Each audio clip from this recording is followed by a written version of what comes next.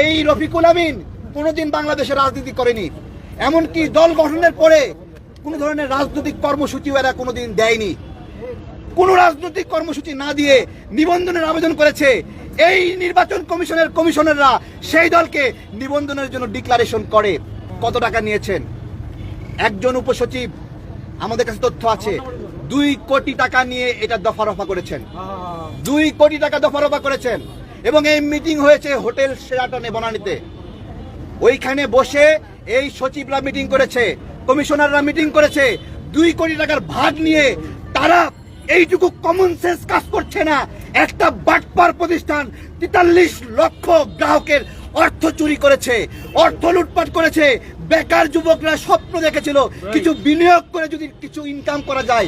এইরকম বেকার ক্ষুধার্ত যুবকদের অর্থ মেরে দিয়ে যারা 12 বছর জেল খেটেছে, জেল থেকে বের হয়ে রাজনৈতিক দল খোলার আগ্রহ হয়েছে।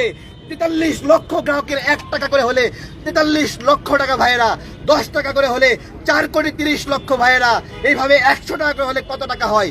যত টাকা লাগে তত টাকা মাঠে ঢেলেছে, মাঠে অফিস দেখিয়েছে, মাঠে কমিটি দেখিয়েছে, কর্মী দেখিয়েছে, দেখিয়ে এই নিবন্ধনের জন্য আবেদন করেছে।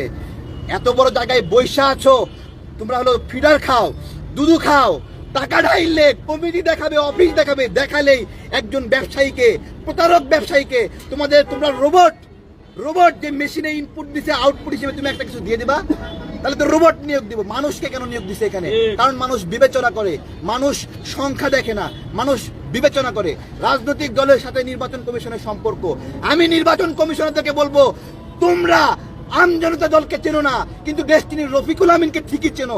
এত সম্পর্ক কই থেকে আসলো?